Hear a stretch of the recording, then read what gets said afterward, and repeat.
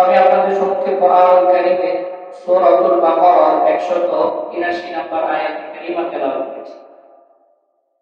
আল্লাহ তাআলা এই আয়াতের মধ্যে বলেন, ইয়া আইয়ুহাল্লাযীনা আমানু, হে ঈমানদারেরা, কুতিবা ফরজ করা হয়েছে, আলাইকুমুস সিয়াম, তোমাদের উপরে রোজাকে, কামা কুতিবা আলাল্লাযীনা মিন ক্বাবলিকুম, তোমাদের পূর্ববর্তী জাতিদের উপরে যেমন ফরজ করা হয়েছিল তোমাদের উপরেও ফরজ করা হয়েছে রোজাকে।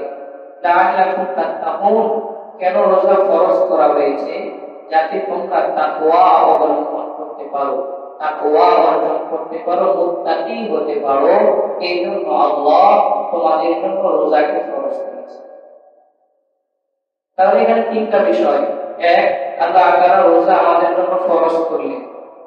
দুই নাম্বার, যেমন পূর্ববর্তীদের উপরে ফরজ করা হয়েছিল। তিন নাম্বার হলো রোজা ফরজ করা হলো কেন? তাকওয়া অর্জন করার জন্য। তো আল্লাহ তাআলা রোজা ফরজ করেছে, এটা আল্লাহ তাআলার বিধান। ইসলামের যে পাঁচটি ভিত্তি বুনিয়াদ, এই বুনিয়াদের একটা হলো রোজা।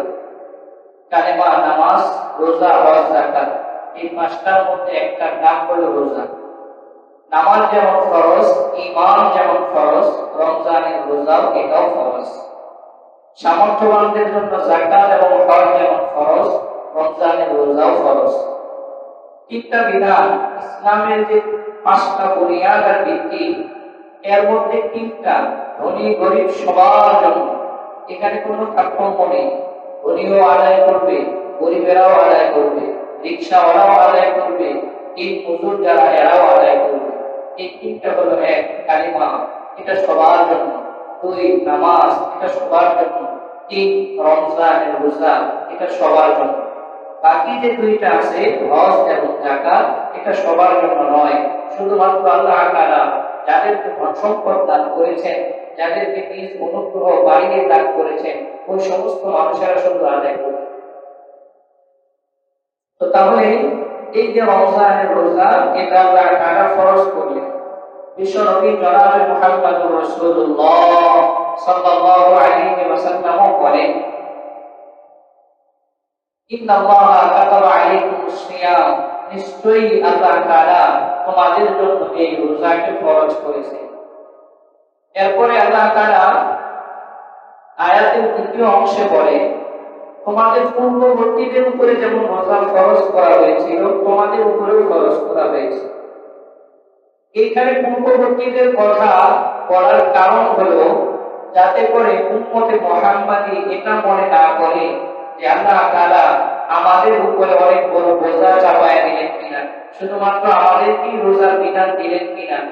এই জন্য আল্লাহ বললেন, শুধু তোমাদেরকে না, পূর্ববর্তী যারা ছিল তাদেরকেও এই রোজার বিধান দেওয়া হয়েছিল। চিৎকার দিয়ে বলুন সুবহানাল্লাহ। আল্লাহ রাব্বুল আলামিন যেন বুঝালেন বান্দাদের, আমি আল্লাহ শুধু তোমাদেরকে রমজানের রোজা দিলাম তা না, পূর্ববর্তী যত উম্মত, আমি আল্লাহ সমস্ত উম্মতদেরকে, আমার বান্দাদেরকে রমজানের রোজা দান করেছিলাম। সাইয়েদনা হযরতে আদম আলাইহিস সালাম থেকে শুরু করে হযরতে ঈসা আলাইহিস সালাম পর্যন্ত যত পয়গম্বর এবং নবী রাসূল পৃথিবীতে এসেছেন, সমস্ত নবী এবং রাসূলদেরকে আল্লাহ তাআলা এই রোজা দান করেছেন। এটাই আল্লাহ তাআলা বলেন, কুতিবা আলাইকুমুস সিয়াম কামা কুতিবা আলাল্লাযীনা মিন ক্বাবলিকুম, তোমাদের জন্য ফরজ যেমন পূর্ববর্তীদের জন্য ফরজ। হযরত আদম আলাইহিস সালাম পৃথিবীর সর্বপ্রথম মানুষ। মুফাসসিরিন একরাম বলেন, রোজার সূচনা হয় জান্নাত থেকে। কিভাবে? বলে আল্লাহ তাআলা হযরত আদম আলাইহিস সালামকে যখন জান্নাতের মধ্যে বললেন, জান্নাতের সব জায়গায় যেতে পারবে, সমস্ত কিছু ভক্ষণ করতে পারবে, তবে এই গাছ থেকে তুমি কোনো কিছু ভক্ষণ করতে পারবে না। এই যে ভক্ষণ করতে না পারা, এই যে একটা আদেশ, এটাই হলো সিয়াম সাধনা, এটাই হলো রোজা। সুবহানাল্লাহ। তো তাহলে রোজা শুরু হয় জান্নাত থেকে। তো সাইয়েদনা হযরত আদম আলাইহিস সালাম যখন আল্লাহ তাআলার যে এই আদেশ, এটার মধ্যে যখন গরমিল হয়ে গেল, তখন হযরত আদম আলাইহিস সালাম দুনিয়াতে আসার পরে একাধারে 40 দিন রোজা রাখলেন। কতদিন? 40 দিন রোজা রাখলেন। তো তিনি কেন রোজা রাখলেন? ওই যে জান্নাতে আল্লাহ তাআলার যে আদেশ, এটা কষ্ট হয়ে যাওয়ার কারণে এটার কাফারা হিসেবে হযরত আদম আলাইহিস সালাম 40 দিন পর্যন্ত রোজা রাখলেন। কোন কোন মুফাসসিরিন একরাম বলেন, আল্লাহ তাআলা রমজানে যে 30টি রোজা দান করলেন, এটার কারণ কি? বলে হযরত আদম আলাইহিস সালাম যে ওই ফল খেয়েছিলেন, ওই ফলের প্রভাব তার পেটে 30 দিন পর্যন্ত ছিল। এই কারণে আল্লাহ তাআলা উম্মতে মুহাম্মাদীকে 30টা রোজা দান করেছেন। সুবহানাল্লাহ। শুধুমাত্র উম্মতে মুহাম্মাদীকে নয়, হযরত ইব্রাহিম আলাইহিস সালাম থেকে শুরু করে উম্মতে মুহাম্মাদী পর্যন্ত সবাইকে আল্লাহ তাআলা এই 30টি করে রোজা দান করেছেন। সুবহানাল্লাহ। তো তাহলে এটা হলো রোজার ইতিহাস। আদম আলাইহিস সালাম থেকে শুরু করে ঈসা আলাইহিস সালাম পর্যন্ত সকল নবী, সকল উম্মতেরা রোজা পেয়েছেন, এমনকি তারা রোজা রেখেছেন। আর আল্লাহ তাআলা রোজার বিধান দিয়েছেন মানুষ যাতে করে তাকওয়া অর্জন করতে পারে। রমজানের রোজার কারণে যে পরিমাণ তাকওয়া অর্জন হয়, এটা যদি অন্য জায়গাতেও মানুষের থাকতো, প্রত্যেকটা মানুষ আল্লাহ ওয়ালা হয়ে যেত। সুবহানাল্লাহ। সম্মানিত পরিচালক ভাইরা, রমজানের রোজা যখন একজন মানুষ রাখে, এই মানুষটার প্রতি অন্য কেউ নজর না রাখলেও, অন্য কেউ তাকে না দেখলেও, আল্লাহর বান্দা একা করে চাইলে কোনো কিছু পানাহার করতে পারে। আবার পুকুর বা নদীতে ডুবে গোসলের সময় পানি পান করতে পারে। আবার গভীর জঙ্গলে গিয়ে অনেক কিছু খাবার দাবার খেয়ে ফেলতে পারে। কিন্তু এই বান্দার কাছে মনে হয় যে না, দুনিয়ার কেউ দেখুক আর না দেখুক, আমার প্রতি আমার আল্লাহ নজর রেখেছে। আমি যদি কোনো কিছু ভক্ষণ করি, এটা দুনিয়ার কেউ না দেখলেও দেখে। এটা যখন আল্লাহর বান্দার মনে হয়, এই কারণে আল্লাহর বান্দা আর কোনো কিছু পানাহার করে না, গভীর জঙ্গলে গিয়েও খায় না, পানির নিচে গিয়েও খায় না, বদ্ধ ঘরের মধ্যেও কোনো কিছু পানাহার করে না। তার কাছে মনে হয় দুনিয়ার কেউ না দেখলেও একজন দেখে আল্লাহ। এই কারণে ওই বান্দা কিন্তু কোনো কিছুই পান করে না। এই কারণে দেখেন, রমজানের মধ্যে যে তাকওয়া অর্জন হয়, এটার নাম হলো তাকওয়া। কেউ দেখতেছে না, জানে কেউ দেখবে না, কিন্তু দেখে কে? আল্লাহ। এই কারণে সে রোজা ভঙ্গ করে না, কোনো কিছু খায় না। এই তাকওয়া যদি মানুষেরা সব জায়গাতে মানত, তাহলে প্রত্যেকটা মানুষ আল্লাহ ওয়ালা হয়ে যেত। সুবহানাল্লাহ। একজন ব্যবসায়ী ব্যবসা করতে যদি মনে করত যে দুনিয়ার কেউ দেখুক আর না দেখুক, আল্লাহ দেখে, তাহলে ওজনে কোনদিন কম দিতে পারত না। একজন ঘুষখোর যে ঘুষ খায়, সে যদি এটা মনে করত সিসি ক্যামেরা লাগানো থাকুক আর না থাকুক, আমার আল্লাহ আমাকে দেখতেছে, তাহলে সে এটা কখনো খেতে পারত না। আবার একজন সুদখোর এটা যদি মনে করত কেউ দেখুক আর না দেখুক, আল্লাহ আমাকে দেখতেছে, তাহলে এটা করতে পারত না। কথা বলুন ঠিক কিনা? আমার পরিবার টুকরা ভাইরা, একজন দুর্নীতিবাজ যখন দুর্নীতি করে, তার যদি এটা মনে হলো কেউ দেখুক আর না দেখুক, আমার আল্লাহ আমাকে দেখে, তাহলে তারা দুর্নীতি হতো না।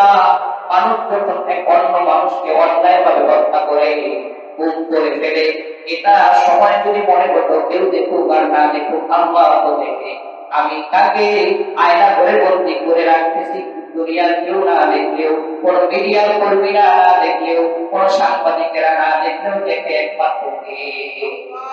তাহলে সমস্ত ইবাদতের সমস্ত কাজ করলে যদি মানুষ তাকওয়া অবলম্বন করে চলতো, তাহলে বাংলাদেশের প্রত্যেকটা মানুষ আল্লাহ ওয়ালা হয়ে যেত।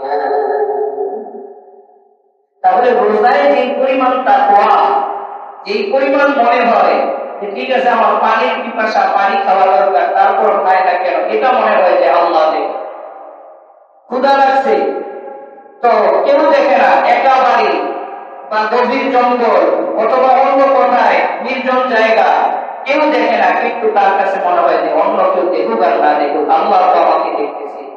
এই মনে করাটা যদি সমস্ত জায়গাতে থাকতো, ব্যবসায়ী যদি থাকতো, তাহলে অন্যকে ধোঁকা দিতে পারতো না। 50 কেজি চাই বলে 48 আর 47 কেজি দিতে পারতো না। ওই মিটারের পাল্লায় দেওয়ার কথা 10 কেজি, 9 কেজি, 9.5 কেজি দিয়ে ওই মিটার ঠিক করে রাখতে পারতো না। কথা বলে ঠিক কিনা?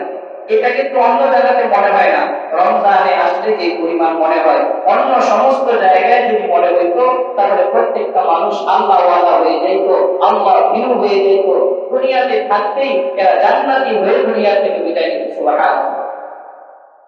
তো তাহলে এটা হলো রমজানের রোজার ইতিহাস।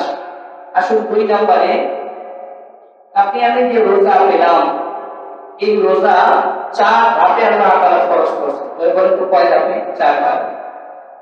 প্রথমেই আল্লাহ তাআলা ডাইরেক্ট 1 মাস রোজার বিধান দেন নাই। কারণ কি? কারণ হলো মানুষের কষ্ট হয়ে যেতে পারে, মানুষ এটাকে গ্রহণ করতে সময় লাগতে পারে। এই জন্য আল্লাহ তাআলা ডাইরেক্ট বিধান দেন নাই, ধাপে ধাপে ধাপে ধাপে আল্লাহ তাআলা বিধান দিয়েছেন। সুবহানাল্লাহ। সম্মানিত ভাইরা, আল্লাহ রাব্বুল আলামিন যখন বিশ্ব নবীকে নবুয়ত দান করলেন, 13 বছর পর্যন্ত নবী সাল্লাল্লাহু আলাইহি ওয়াসাল্লামকে আল্লাহ তাআলা শুধু বললেন, আপনি তাদেরকে ঈমানের কথা বলুন, আল্লাহর কথা বলুন, আল্লাহর বড়ত্বের কথা বলুন। এর মধ্যে শুধুমাত্র আল্লাহ তাআলা দান করলেন নামাজ, আর বাকি যত বিধান 13 বছরের পরে আল্লাহ তাআলা দান করছেন, এই 13 বছরের মধ্যে দান করেন নাই। সুবহানাল্লাহ। মানে কি? কারণ হলো মানুষের দিল যেন তৈরি হয়, মানুষের দিল যেন কি হয়? তৈরি হয়।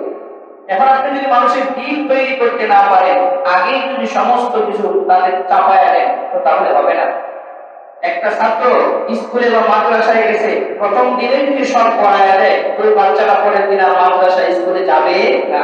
কারণ বলবে যে এত চাপ আমি নিতে পারবো না। প্রথম দিন গেছে, বাস যা, শিক্ষকের সাথে দুষ্টামি করে কোনো সমস্যা নেই।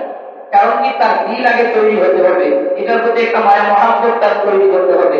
এরপরে যখন তাকে বলা হবে, তখন সেটা গ্রহণ করতে পারবে। এই জন্য তো দেখেন না, দাওয়াতে তাবলীগে নতুন যখন কাউকে নিয়ে যায়, বলে এটা তো বিড়ি খোর, বলে আমাদের সমস্যা নেই, বলে আমি সাহেব আমাকে একটু বিড়ি খাই, বিড়ির জন্য আমার ছুটি দিতে হবে। আমি সব করে সমস্যা নেই, বিড়ির জন্য ছুটিও তোমার দেওয়া হবে, সমস্যা নেই, তারপরে তুমি যাও। কেন? আপনি আগেই যদি সবকিছু নিষেধ করে দেন, এই লোকটাকে তো আপনি নিতে পারবেন না জায়গা মতো। জায়গা মতো যখন যাবে, ওই পরিবেশ যখন দেখবে, অন্য সবাই যখন থেকে এগুলার থেকে বিরত, সে নিজে নিজে এমনি এগুলার থেকে বিরত থাকবে। সুবহানাল্লাহ। তো আল্লাহ তাআলাও প্রথম 13 বছর পর্যন্ত মক্কার জিন্দেগিতে নবী করিম সাল্লাল্লাহু আলাইহি ওয়াসাল্লামকে শুধুমাত্র বললেন ঈমানের কথা বলুন, আল্লাহর বড়ত্বের কথা বলুন। এই সব কিছু কে বানাইলো? বলে আল্লাহ। জমিন কে বানালো? বলে আল্লাহ। আসমান কে বানালো? বলে আল্লাহ। শুধু এই দাওয়াতগুলো আপনি মানুষদের মাঝে দেন, আর মানুষকে আপনি কোরআন তেলাওয়াত করে করে শোনান। এক সময় দেখা যাবে তাদের দিল যখন তৈরি হয়ে যাবে, তখন এরা আল্লাহ যে বিধানই দান করবে, সমস্ত বিধান এরা এক বাক্যে মেনে নেবে। ঠিক কিনা? জয় বলে। সম্মানিত দিনী ভাইরা, বিশ্বনবী সাল্লাল্লাহু আলাইহি ওয়াসাল্লাম এই জন্য 4 ধাপে আল্লাহ রাব্বুল আলামিন এই উম্মতকে রমজানের রোজা দান করলেন। প্রথম ধাপ হলো অভ্যাস করানো। নাসাই শরীফের 2413 নম্বর হাদিসের বর্ণনা, হযরত আব্দুল্লাহ ইবনে ওমর রাদিয়াল্লাহু আনহু বলেন, সামি'তু an-নাবিয়্য সাল্লাল্লাহু আলাইহি ওয়াসাল্লাম, কানা an-নাবিয়্য সাল্লাল্লাহু আলাইহি ওয়াসাল্লাম ইয়াসুমু সালাসাতা আইয়াম মিন কুল্লি শাহরিন। সাইয়েদনা আব্দুল্লাহ ইবনে ওমর রাদিয়াল্লাহু আনহু বলেন, বিশ্ব নবী প্রত্যেক মাসে 3টি করে রোজা রাখতেন। সাহাবায়ে কেরামকে নবীজি বলতেন না, শুধুমাত্র নিজে রোজা রাখতেন। কেউ জিজ্ঞেস করলে বলতেন, হ্যাঁ আমি রোজা রেখেছি। অনেক সাহাবায়ে কেরাম নবীর দেখা দেখি তারাও রোজা রাখা শুরু করে দিলেন। সুবহানাল্লাহ। প্রত্যেক চাঁদে 13, 14, 15 এই 3 দিন যদি কেউ রোজা রাখতে পারেন, বুখারীর বর্ণনাতে এসেছে বিশ্বনবী বলেন, সাওমু সালাসাতি আইয়াম মিন কুল্লি শাহরিন সাওমু দাহরি কুল্লিহি। এই ব্যক্তি প্রত্যেক মাসে, আরবি মাসের 13, 14, 15 এই 3 দিন রোজা রাখবে, আল্লাহ ওই ব্যক্তির আমলনামায় পূর্ণ বছর রোজা রাখার সওয়াব দিয়ে দিবে। প্রত্যেক মাসে 3টা রোজা, আরবি চাঁদ হিসেবে 13, 14, 15, 13, 14, 15। এই 3 রোজা যদি প্রতি মাসে রাখে কেউ, আল্লাহ তাআলা পূর্ণ বছর রোজা রাখা সওয়াব দিয়ে দেন। সুবহানাল্লাহ। এক মাসে 3টা রাখবে 30টার সওয়াব পাবে, পরের মাসে 3টা রাখবে আবার 30টার সওয়াব পাবে। তো তাহলে 3টা করে আর কি, তো এক রোজাতে আল্লাহ তাআলা 10টা রোজার সওয়াব দান করবেন, 330। তো তাহলে সর্বপ্রথম রোজার ধাপ হলো নবীজি নিজেই প্রত্যেক মাসে 3টা করে রোজা রাখা শুরু করলেন। এটা হলো অভ্যাস। নবীজি কাউকে বললেন না। সাহাবা একরামের অনেকে যখন জিজ্ঞেস করলেন নবীজিকে, তখন বললেন হ্যাঁ আমি রোজা রাখছি। বলে হুজুর আমরাও কি রাখবো? নবীজি বলেন তোমাদের যদি মনে চায় তাহলে তোমরাও রোজা রাখো। সুবহানাল্লাহ। এটা হলো প্রথম ধাপ, অভ্যাস করে গেছে। দ্বিতীয় ধাপ হলো নবী করিম সাল্লাল্লাহু আলাইহি ওয়াসাল্লাম মক্কার জীবন ছেড়ে যখন মদিনাতে পদার্পণ করলেন, তখন আল্লাহ তাআলা শুধুমাত্র একটা রোজা এই উম্মতের জন্য ফরজ করলেন। কয়টা? একটা। এটা হলো দ্বিতীয় ধাপ। عن عبد الله بن عباس رضي الله عنهما قال قدم النبي صلى الله عليه وسلم المدينة فرأى اليهود تصوم يوم عاشوراء। আব্দুল্লাহ ইবনে আব্বাস বলেন, নবীজি যখন মদিনাতে পদার্পণ করলেন, মদিনাতে যখন গমন করলেন, ফারাআ ইয়াহুদা তাসুমু ইয়াউমা আশুরা, বিশ্বনবী দেখলেন ইহুদিরা আশুরার দিনে রোজা রাখে। বিশ্বনবী তাদেরকে জিজ্ঞেস করলেন, মা হাদা ইয়াউম, এই যে দিন, এই দিনে তোমরা রোজা রাখলে, এটা কিসের দিন? ইহুদিরা নবীকে উত্তর করলো, হাদা ইয়াউমুন সালিহুন, এটা একটা উত্তম দিন, এটা একটা নেক দিন। নাজ্জাল্লাহু মূসা ওয়া বনী ইসরাঈল মিন ফিরআউন, এই দিনে আল্লাহ মূসা এবং বনী ইসরাঈলকে তাদের যে শত্রু ফিরআউন তাদের হাত থেকে মুক্তি দিয়েছে। ফাসামা মূসা শুকরান, এই জন্য আমাদের পয়গম্বর মূসা এই দিনে রোজা রেখেছেন। বিশ্ব নবী বললেন, তোমরা যদি মূসার অনুসরণে রোজা রাখতে পারো তাহলে ফাআনা আহাক্কু বিমূসা, আমি তো মূসার বেশি হকদার, কারণ মূসাও নবী আমিও নবী। মূসা এই দিক থেকে আমার ভাই, এই জন্য নবীজি নিজেও এর পরের বছর থেকে রোজা রাখা শুরু করলেন। শুধুমাত্র করে যাবে ভাইরা, সাহাবী বর্ণনা করেন ফাআমারা বিসিয়ামি, আল্লাহ জানালেন হাবিব আপনি শুধুমাত্র রোজা রাখবেন না, আপনার উম্মত যারা হবে এদেরকেও আপনি বলে দিন আমি আল্লাহ আপনার উম্মতের জন্য এই আশুরার রোজাটা ফরজ করে দিলাম। সুবহানাল্লাহ। এটা দ্বিতীয় ধাপ। প্রথম ধাপ অভ্যাস করানো, শুধু নবীজি নিজে রাখছেন, কেউ জিজ্ঞেস করলে বলছেন হ্যাঁ রাখতে পারো। দ্বিতীয় ধাপ, একটা রোজা আল্লাহ ফরজ করে দিলে, সেটা হলো আশুরার রোজা। তৃতীয় ধাপ, আল্লাহ তাআলা রমজানের রোজাই দান করলেন, তবে ধনীদের জন্য সুযোগ ছিল না রাখা, গরিবদের জন্য রাখা। ধনীদের জন্য কিভাবে সুযোগ ছিল? সূরাতুল বাকারা 184 নম্বর আয়াতে আল্লাহ তাআলা বলেন, ওয়া আলাল লাযিনা ইউতিকুনাহু ফিদিয়াতুন তাআমু মিসকিন, যাদের সামর্থ্য আছে মিসকিনকে ফিদিয়া দেওয়ার, এরা যদি চায় তাহলে রোজা না রাখলেও পারবে। একজন গরিব মানুষকে 30 দিন তার যে পরিমাণ খরচ হতো এই পরিমাণ টাকা যদি সদকা করে দেয় তাহলে ওই ব্যক্তির পক্ষ থেকে রোজা আদায় হয়ে যাবে, আল্লাহ তাআলা তাকে রোজার সওয়াব দান করে দেবে। সুবহানাল্লাহ।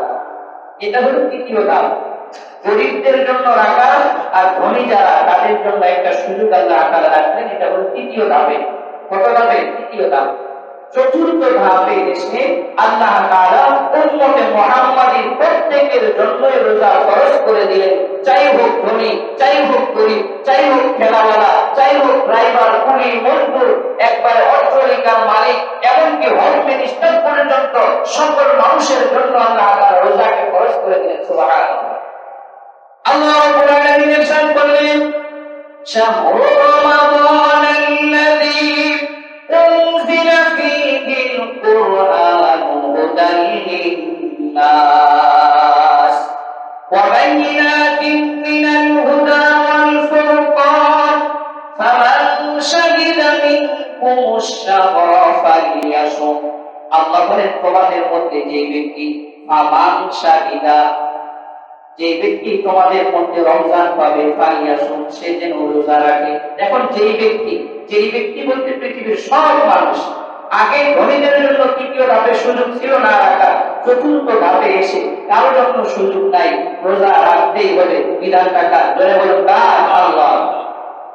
এখন এখানে একটা কথা, সেটা হলো কেউ যদি এমন মানুষ হয় যে ব্যক্তি বয়স হয়ে যাওয়ার কারণে রোজা রাখার সামর্থ্য না রাখে, কিছু মানুষ আছে না এমন রোগ ব্যাধিতে পড়ছে যে রোগ ব্যাধি থেকে সুস্থ হওয়ার সম্ভাবনা তার আর নাই, এমন যদি কেউ হয়, আপনার আমার বাড়িতে এমন থাকতে পারে বৃদ্ধ মা বাবা যে তারা রোজা রাখতে পারবে না, বয়স হয়ে গেছে, আবার অসুস্থ মানুষ রোজা রাখতে পারতেছে না, শেষ বয়সে পৌঁছায় গেছে, এমন মানুষের জন্য এখনো ওই সুযোগটা আছে যেটা ধনীদের জন্য ছিল। তাদের পক্ষ থেকে যদি ফিদিয়া দিয়ে দেওয়া হয়, তো তাহলে আল্লাহ তাআলা ওই যে বুড়া হয়ে যাওয়ার কারণে, বয়স হয়ে যাওয়ার কারণে যে রোজা রাখতে পারলো না, ফিদিয়ার কারণে আল্লাহ তাআলা তাদেরকে মাফ করে দিয়েছে। সুবহানাল্লাহ। কিন্তু সুস্থ সবল মানুষ যারা, এদের পক্ষ থেকে এখন আর ফিদিয়ার সুযোগ নাই। প্রত্যেকটা মানুষ, ধনী হোক অথবা গরিব হোক, সবার জন্য এই রমজানের রোজা ফরজ করলেন কে? আল্লাহ। তাহলে রোজা আল্লাহ তাআলা 4 ধাপে ফরজ করলেন। বলে তো কয় ধাপে? 4। সম্মানিত পরিচালক ভাইরা, আল্লাহ রাব্বুল আলামিন রমজানের রোজা যখন ফরজ করলেন, তখন বিধিবিধানগুলো একটু কঠিন ছিল। পরবর্তীতে আল্লাহ তাআলা বিধিবিধানগুলোর মধ্যে সহজতা নিয়ে আসলেন। সুবহানাল্লাহ পড়ে।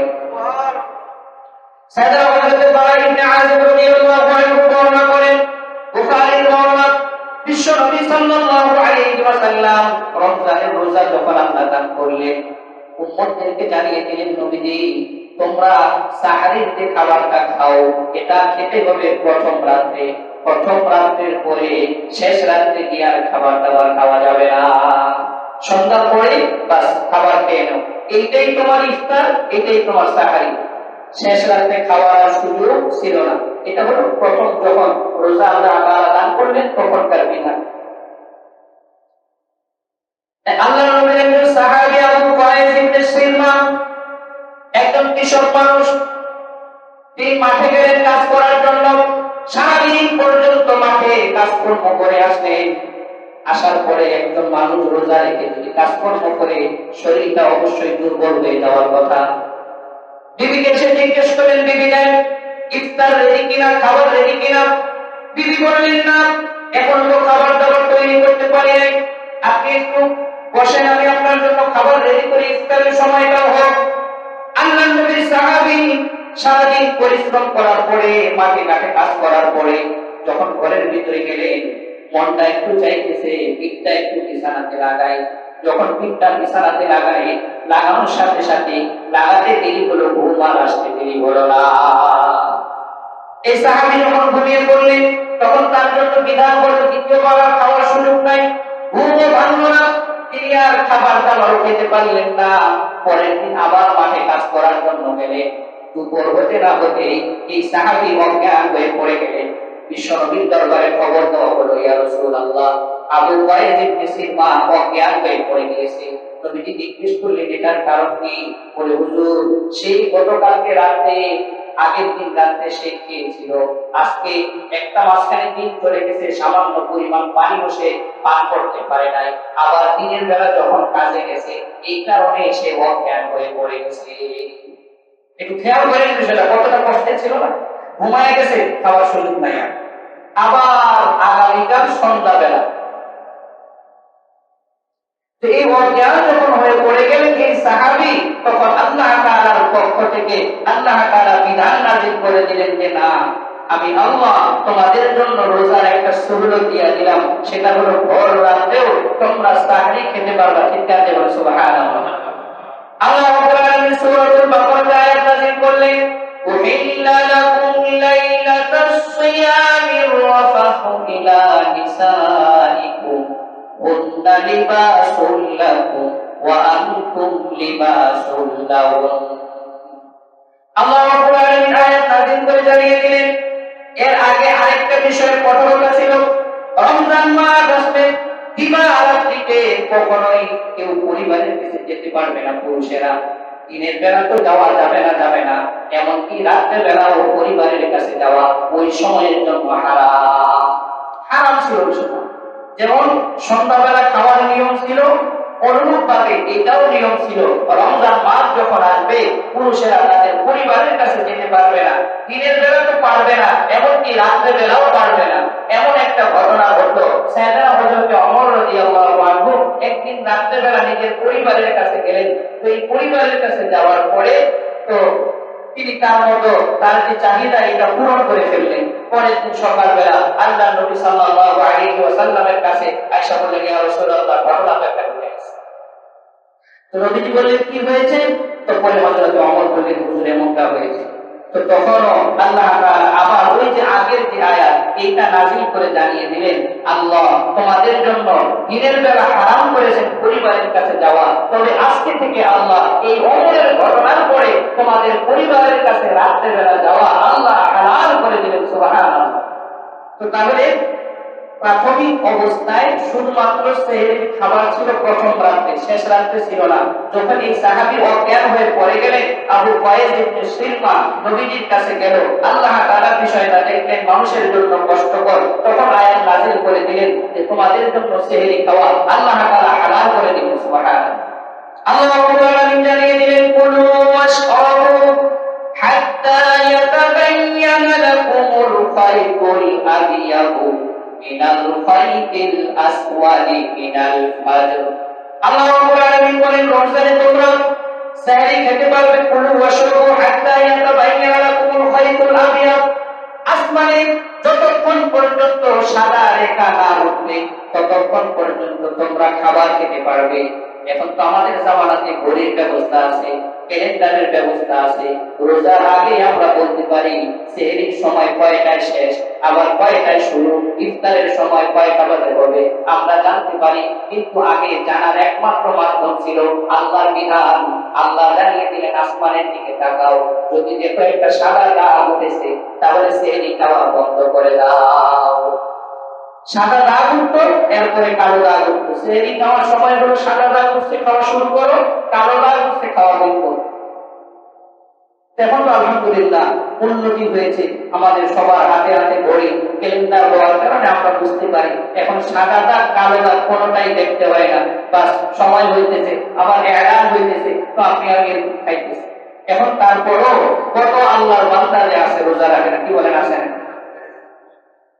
এরপরে আসুন, আল্লাহ তাআলা কেউ যদি রমজান মাসে রোজা রাখে আল্লাহ তাআলা তাদের জন্য কি লাভ রাখছেন, কি ফজিলত রাখছেন। এক নম্বর, বিশ্বনবী সাল্লাল্লাহু আলাইহি ওয়াসাল্লাম বলেন, কোন ব্যক্তি যদি রমজানের রোজা রাখে ঈমান অবস্থায় সওয়াবের নিয়তে আল্লাহ তাআলা তার অতীতের সব সগীরা গুনাহ মাফ করে দেন। সুবহানাল্লাহ।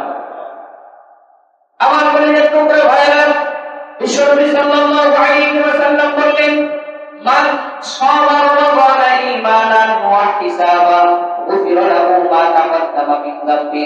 যে ব্যক্তি রমজানের রোজা রাখলো সওয়াবের আশায়, ঈমানের অবস্থায়, আল্লাহ তাআলা ওই ব্যক্তির অতীতের সগীরা গুনাহগুলো মাফ করে দেন। যত আমলের মাধ্যমে সগীরা গুনাহ মাফ হয়ে যায়। রমজান আসবে, যদি তওবা হয় তাহলে কবিরা গুনাহ আল্লাহ তাআলা মাফ করে দেন। সুবহানাল্লাহ। এরপর বিশ্বনবী সাল্লাল্লাহু আলাইহি ওয়াসাল্লাম বলেন, আল কুরআন ওয়াস সিয়াম ইয়াশফাআন লিল আবদ। কিয়ামতের ময়দানে আল্লাহর দরবারে দাঁড়িয়ে দুই জিনিস মানুষের জন্য সুপারিশ করবে। এক নাম্বার হলো কোরআন, দুই নাম্বার হলো রমজানের রোজা, সিয়াম। আল্লাহর নবী বিশ্বনবী বলেন, রমজানের রোজা আল্লাহর দরবারে বলবে, আয় রব্বি মানাতুহু আত-তাআম ওয়া শাহওয়াতিন নাহার। আয় আল্লাহ, আপনার এই বান্দাকে দিনের বেলায় আমি খাবার পানাহার থেকে বিরত রেখেছি, শাফিঈ। আয় আল্লাহ, এই ব্যক্তির ব্যাপারে আমার সুপারিশ আপনি কবুল করেন। আয় আল্লাহ, আপনার বান্দাকে আপনি মাফ করে দেন। চিৎকার দিয়ে বলেন সুবহানাল্লাহ। আমার কোরআনুল কারীম ওই ব্যক্তির জন্য সুপারিশ করবে, শাফাআত করবে। আয় আল্লাহ, আমি আপনার বান্দাকে রাত্রে বেলা, দিনের বেলা যখনই সে সময় পেত আমি তাকে অন্যান্য কাজ থেকে বিরত রেখে কোরআন তেলাওয়াত করতো আমাকে বসে বসে। যখনই সুযোগ পেত তখনই তেলাওয়াত করতো। আমি তেলাওয়াত যখন সে করতো তখন আর অন্য কোনো কাজ আমি তাকে করতে দিতাম না। আমি যেহেতু তাকে দিয়ে এই কাজ করিয়েছি, আপনি আমার সুপারিশ কবুল করে নেন। আল্লাহ রোজা এবং এই কোরআনের সুপারিশ কবুল করে এই ব্যক্তির জিন্দেগির গুনাহ মাফ করে দেবে। আমার কলিজার টুকরা ভাইরা, শুধুমাত্র তাই নয়, হাদিসে কুদসির মধ্যে এসেছে, বিশ্ব নবী বলেন, আল্লাহ রাব্বুল আলামিন ইরশাদ করেন, আশ-শাওমু লি ওয়া আনা আজজি বি। রোজা এমন একটা ইবাদত, আল্লাহ বলেন এই রোজা একমাত্র আমার জন্য হয়, অন্য কারোর জন্য হয় না। রোজার মধ্যে রিয়া থাকে না, লৌকিকতা থাকে না, মানুষকে দেখানোর কোনো কিছু থাকে না। কথা বলতে কিনা? রোজা একটা ইবাদত, এই ইবাদতের লৌকিকতা থাকে না, মানুষকে দেখানোর তো সুযোগ হয় না। কি মনে আছে ভিতরে ভিতরে আমি রোজা রাখছি, কিন্তু বলতেও পারবো না। হ্যাঁ, হয়তো চেহারা সুখ না দেখলে বলতে পারবে, কিন্তু বাকি আমি যে রোজাদার এটা কাউকে দেখানোর সুযোগ নেই। নামাজ পড়লে দেখবে কি দেখবে না? কি বলে দেখবে? আমি জিকির করতেছি দেখবে, কোরআন তেলাওয়াত দেখতেছে, হজে গেলাম এটা তো দেখলো, যেটাই করলাম, যাকাত দিলাম, আরো যদি হয় মিডিয়া এনে যদি যাকাত দেই, এলান করে যদি যাকাত দেই, যে যাকাত নিতে গিয়ে ৩-৪ জন মানুষ মারা যায়, তাহলে তো সবাই দেখলো। আবার ইফতারি দেই, এলান করে যদি ইফতারি দেই, তো তাহলে এটাও তো দেখলো। তো রোজা এমন এক ইবাদত যেটা ভিতরে থাকে, অভ্যন্তরীণ ইবাদত, যেটা দুনিয়ার কেউ দেখে না, একমাত্র জানেন কে? আল্লাহ।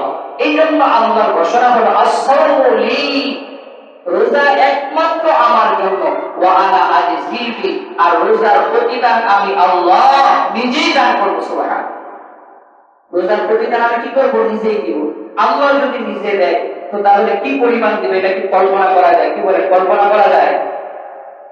আমাদের এক সময় রাষ্ট্রপতি বঙ্গবন্ধু শেখ মুজিবুর রহমান এক গ্রামের কৃষক তার কাছে সবজি নিয়ে গেছে, মহব্বত করে ভালোবাসে, এক ডালা সবজি নিয়ে গেছে। ধানমন্ডি সেই ৩২, যেটা এখন মরুভূমি হয়ে আছে, ওইটা।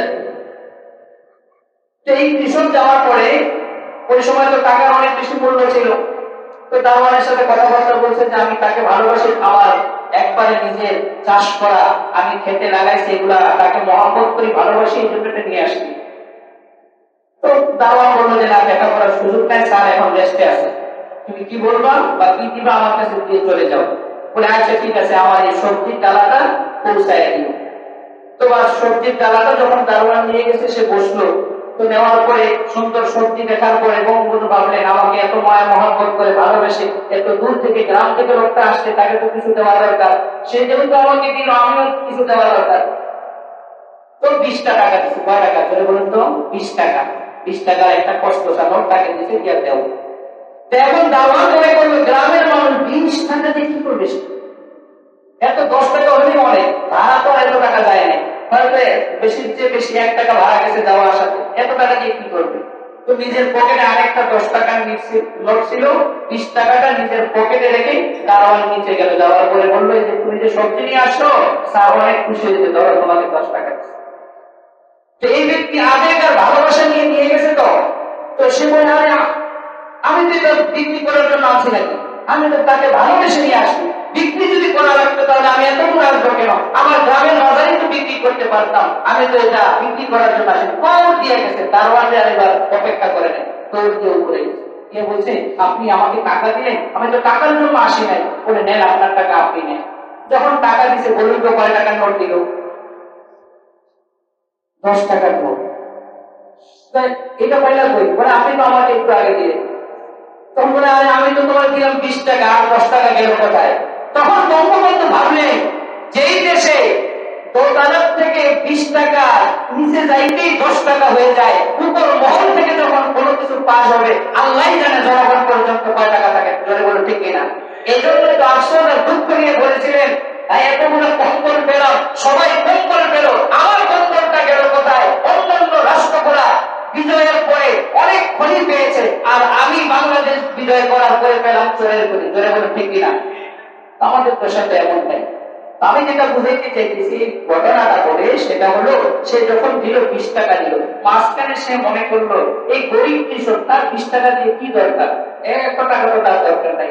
তো আল্লাহ যখন কাউকে রোজার সওয়াব নিজেই দিবে, কি পরিমাণ দিবেন এটা আল্লাহই ভালো জানে, এটা আপনার আমার কল্পনা করা সম্ভব নয়।